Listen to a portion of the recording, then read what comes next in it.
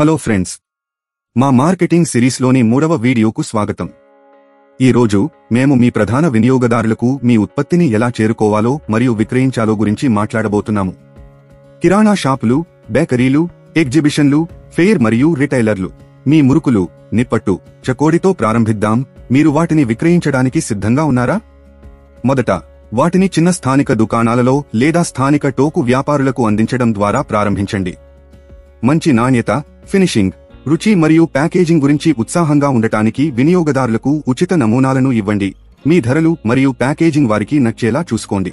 ఈ విధానం మీకు కిరాణా షాపులు, బేకరీలు, ఎగ్జిబిషన్లు, ఫెయిర్ మరియు రిటైలర్లను అర్థం చేసుకోవడానికి సహాయపడుతుంది మరియు వారు మీ చక్నాలను మంచి విలువ మరియు ఆకర్షణీయంగా చూసేలా చూసుకోండి. ఇది మీకు క్రమబద్ధమైన కస్టమర్ బేస్ను నిర్మించడానికి, ఫీడ్బ్యాక్ ఆధారంగా మీ చక్నాలను మెరుగుపరచడానికి మరియు మెరుగుదల కోసం మీ బలాలు మరియు ప్రాంతాలను కనుగొనడానికి కూడా అనుమతిస్తుంది. డెలివరీ చాలా కీలకం, ముఖ్యంగా మీ చక్నాలను తాజాగా ఉంచడానికి. ఇది వినియోగదారులకు ప్రధాన ఆందోళన. మీ పంపిణీ మార్గాలను తెలివిగా ప్రణాళిక చేసుకోండి. ఉదాహరణకు, మీరు సోమవారం తూర్పున ఉన్న దుకాణాలను, తరువాత మంగళవారం ఉత్తరాన ఉన్న దుకాణాలను సందర్శించవచ్చు. ఇంకా కొత్త బ్రాండ్గా మిమ్మల్ని మీరు గుర్తించుకోవడం చాలా ముఖ్యం. మీరు చక్నాలను మీరే పంపిణీ చేస్తున్నట్లయితే మీ వాహనాన్ని మీ చక్నాస్ లోగోతో బ్రాండ్ చేయడాన్ని పరిగణించండి.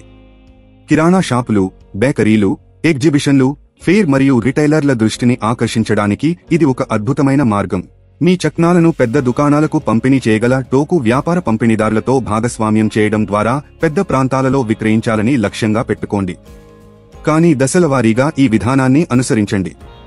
మరింత విస్తరించడానికి ప్రయత్నించే ముందు మీరు స్థానికంగా విజయవంతమయ్యారని నిర్ధారించుకోండి.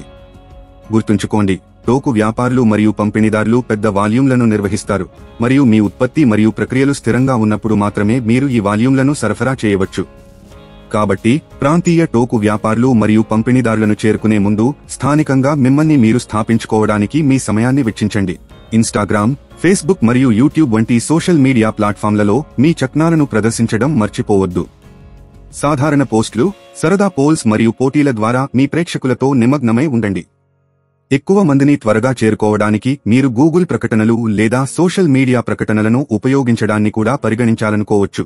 కిరాణా షాపులు, బేకరీలు, ఎగ్జిబిషన్లు, ఫెయిర్ మరియు రిటైలర్లకు అన్ని రకాల వంట చక్నా వస్తువులను ఆకర్షించే ఇతర ఉత్పత్తులతో మీ చక్నాలను భాగస్వామ్యం చేయడం గురించి ఆలోచించండి. ఈ కేంద్రీకృత వ్యూహాలతో మీరు కేవలం ఒక ఉత్పత్తిని విక్రయించడం కంటే ఎక్కువ చేస్తున్నారు.